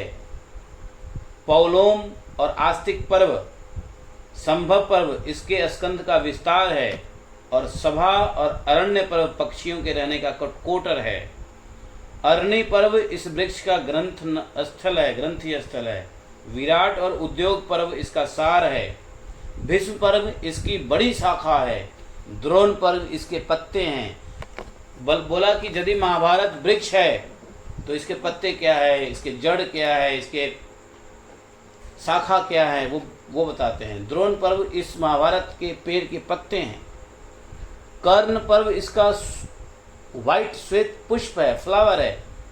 और शल्य पर्व सुगंध है। स्त्री पर्व और ऐशिक पर्व इसकी छाया है। शांति पर्व इसका महान फल है। अश्वमेध पर्व इसका अमृतमय रस है। आश्रम वासिक पर्व आश्रय लेकर बैठने का स्थान है। मौसल पर्व श्रुति रूपा ऊंची ऊंची शाखाओं का अंतिम भाग है। सदाचार एवं विद्या से संपन्न द्विजाति इसका सेवन करते हैं। संसार में जितने भी श्रेष्ठ कवि होंगे, सर्वेषां कवि मुख्यानाम उपजीव्यो भविष्यति पर्जन्य इह भूतानां क्षयो भारत ध्रुवम्। आगे आने वाले समय में संसार में जितने भी कवि होंगे, उनके काव्य के लिए यह मूल आश्रय होगा। जैसे मेघ संपूर्ण प्राणी के लिए जीवन दाता है, वैसे ही यह अक्षय भारत वृक्ष है सभी कवियों के लिए, सभी काव्यों के लिए। ये कौन बोले? व्यास देव जी बोले। किसको? गणेश जी को। अब उग्र श्रवा जी कहते हैं, मैं अभी 5 मिनट और पढ़ूंगा, फिर ये चैप्टर भी ख़त्म हो जाएगा। नहीं, चैप्टर तो ख़त्म नहीं होगा, लेकिन हम चैप्टर का आधा ख़त्म हो जाएगा, ज़्यादा ख़त्म हो जाएगा। ऐसे ही पढ़ेंगे, समय बहुत है। एक श्लोक भी नहीं छोड़ेंगे महाभारत का, समझे? एक श्लोक भी नहीं, क्योंकि इसके अंदर चारों वेद का रहस्य है। तो इसका एक श्लोक भी नहीं छोड़ेंगे और एक एक श्लोक को कंप्लीट करेंगे, समझे? जितना डीप भागवतम पढ़ते हैं, उतना ही डीप वेद को ही पढ़ेंगे। महाभारत क्या है? वेद है।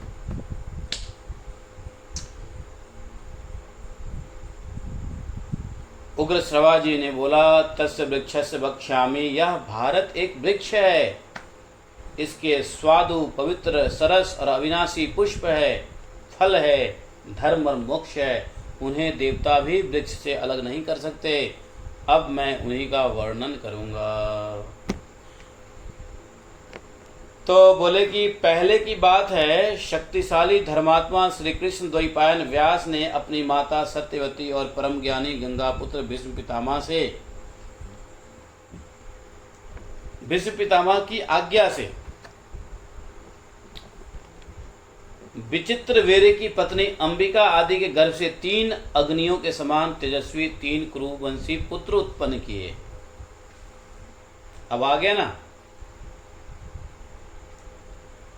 व्यास देव जी ने अपनी माता सत्यवती और गंगापुत्र भीष्म की आज्ञा से विचित्र वीर्य की पत्नी अंबालिका से के गर्भ से 3 अग्नियों के समान तेजस्वी 3 कुरुवंशी पुत्र उत्पन्न किए, जिसके नाम हुए धृतराष्ट्र, पांडु और विदुर। इन तीनों पुत्र को जन्म देकर परम ज्ञानी व्यास देव जी फिर अपने आश्रम पर चले गए। जब वे तीनों पुत्र वृद्ध हो परम गति को प्राप्त हुए, तब महर्षि व्यास जी ने इस मनुष्य लोक में महाभारत का प्रवचन किया। जन्मेजय और हजारों ब्राह्मणों के प्रश्न करने पर व्यास देव जी के पास ही बैठे व्यास देव जी के एक शिष्य थे, परम शिष्य, उनका नाम क्या था मालूम है? व्यास जी के एक बड़े वैशंपायन मुनि। तो वैशंपायन को आज्ञा दिया कि तुम इस लोक को महाभारत सुनाओ। वैशंपायन जी याज्ञिक सदस्यों के साथ ही बैठे थे, इसलिए जब यज्ञ कर्म में बीच बीच में समय मिलता तो यजमान इत्यादि के बारे में आग्रह करने पर उन्हें महाभारत सुनाया करते थे। इस महाभारत ग्रंथ में व्यास जी ने कुरुवंश के विस्तार, गांधारी की धर्मशीलता, विदुर की उत्तम प्रतिज्ञा, कुंती देवी के धैर्य का भली भांति वर्णन किया। महर्षि भगवान व्यास ने इसमें वासुदेव नंदन श्री कृष्ण की महात्म्य, पांडवों की सत्यपरायणता, धृतराष्ट्र पुत्र दुर्योधन आदि के दुर्व्यवहार का स्पष्ट उल्लेख किया। पुण्यकर्मा मानवों के उपाख्यान सहित 1,00,000 श्लोकों के इस उत्तम ग्रंथ को आद्य भारत महाभारत जानना चाहिए। उसके बाद व्यास देव जी ने उपाख्यान भाग को छोड़कर 24,000 श्लोकों की भारत संहिता बनाई, जिसे विद्वान पुरुष भारत कहते हैं। इसके पश्चात महर्षि ने पुनः पर्व सहित ग्रंथ में वर्णित वृत्तांतों का सूची तैयार किया, इंडेक्स तैयार किया, एक संक्षिप्त अध्याय बनाया जिसमें केवल 150 श्लोक हैं। व्यास जी ने सबसे पहले अपने पुत्र सुखदेव जी को इस महाभारत ग्रंथ का अध्ययन कराया। उसके बाद उन्होंने दूसरे योग्य शिष्यों को इसका उपदेश दिया और उसके बाद भगवान व्यास देव जी ने 8,00,000 श्लोकों की एक दूसरी संहिता बनाई। उसके 30,00,000 श्लोक देवलोक में समादृत हो रहे हैं और पृथ्वीलोक में 15,00,000, गंधर्वलोक में 14,00,000 श्लोक का पाठ होता है। इस मनुष्य लोक में 1,00,000 श्लोकों का आद्य भारत महाभारत प्रतिष्ठित है। महाभारत कितना है जो हम लोग पढ़ने वाले हैं? कितने श्लोक हैं? 1,00,000 श्लोक है। देवर्षि नारद ने देवताओं को और असित देवल ने पितरों को इसका श्रवण कराया है। सुखदेव जी ने गंधर्व, यक्ष और राक्षसों को महाभारत की कथा सुनाई है। परंतु इस मनुष्य लोक में संपूर्ण वेद को जानने के शिरोमणि, जितने भी वेद के जानने वाले हैं, सबके शिरोमणि व्यास शिष्य धर्मात्मा वैशंपायन जी ने इसका प्रवचन किया है। पृथ्वी पे मनुष्य लोक में सुखदेव जी ने इस कथा को यक्ष, गंधर्व, राक्षस को महाभारत की कथा सुनाई, लेकिन मनुष्य लोक पे वैशंपायन जी ने इसका प्रवचन किया है।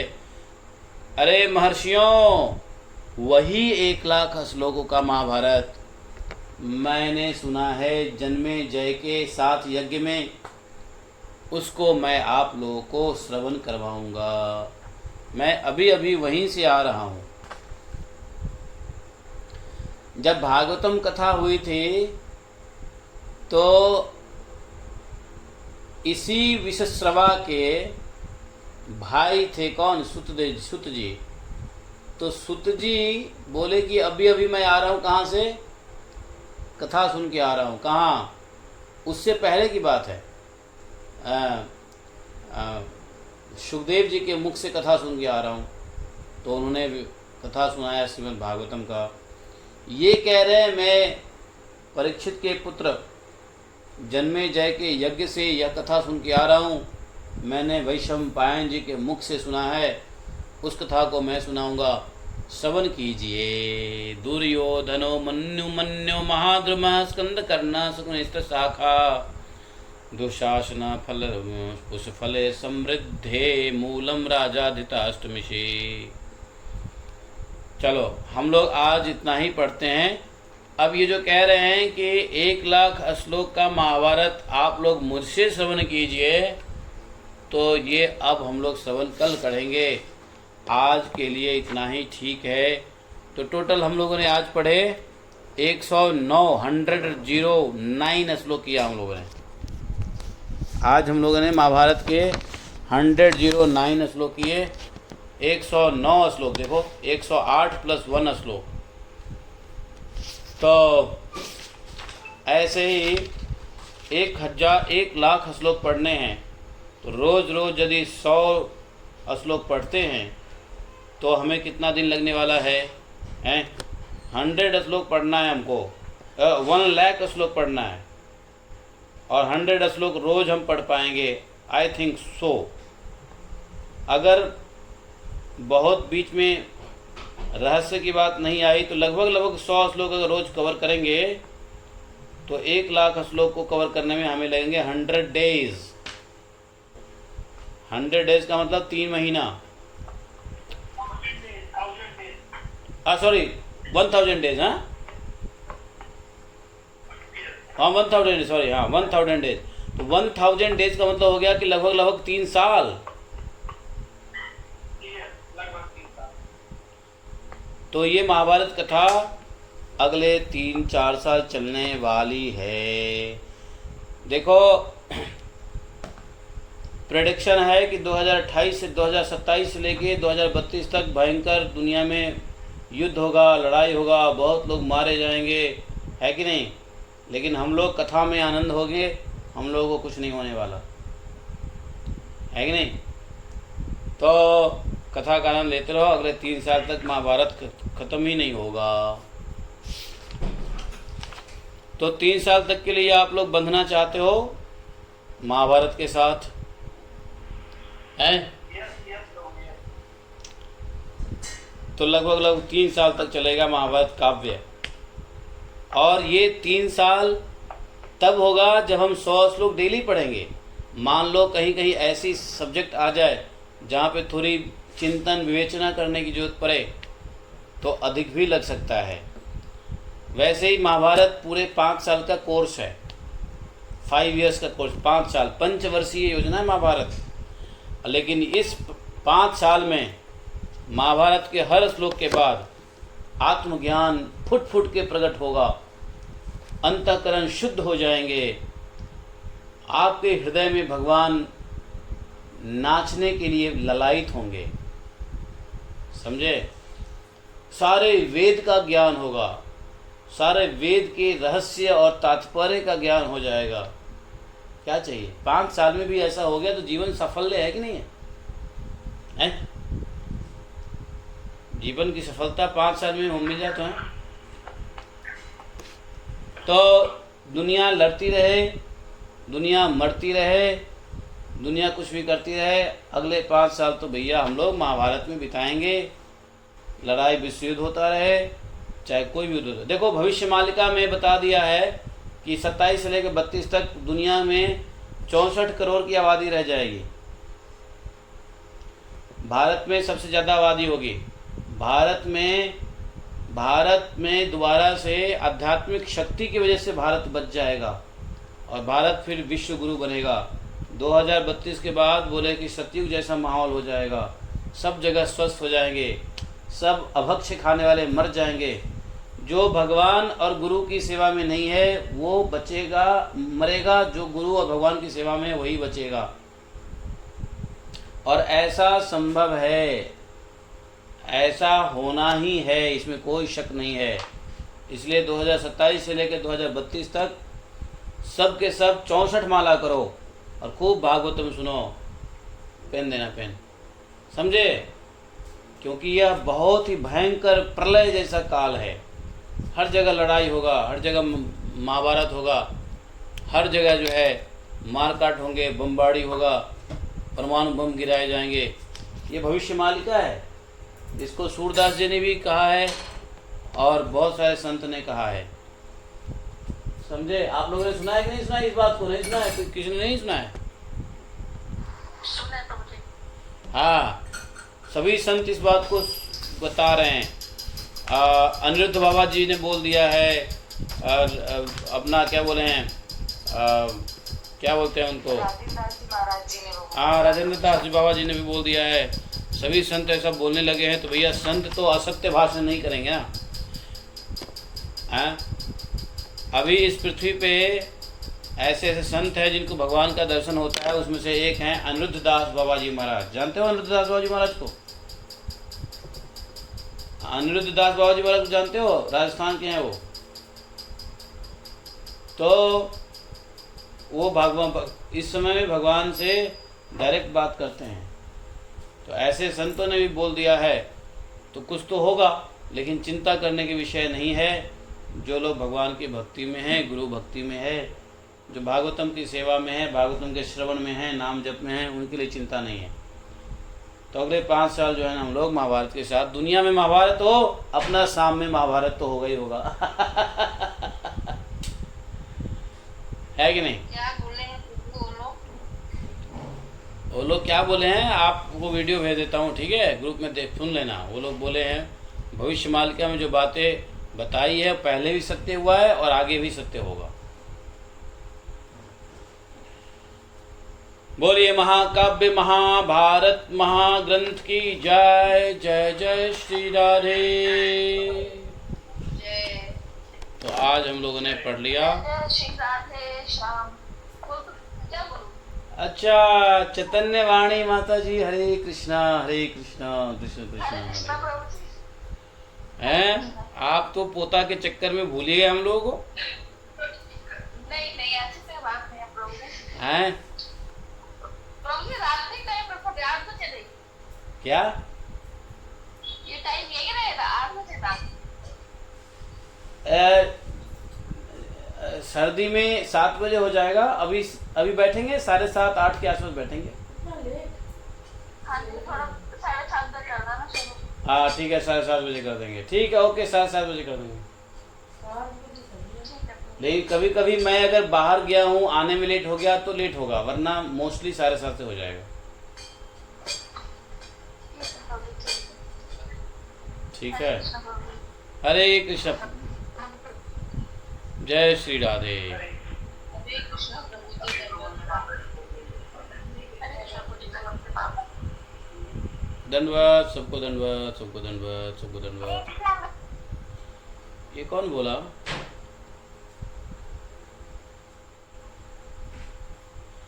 ये कौन बोले? ये बच्चा कौन बोले? हरे कृष्णा। ये बच्चा कौन बोला? ये बच्चा कौन बोला हरे कृष्णा? अभी मैं चला गया था, मैं सुना नहीं। कोई बच्चा था जो हरे कृष्णा बोल रहा था। सरदार मनीषा माता जी का बच्चा था क्या? हैं? अच्छा, मैं लॉग आउट हो गया था तो बच्चे की आवाज आई। वो जगलीना माता जी का बेटी है लगता है।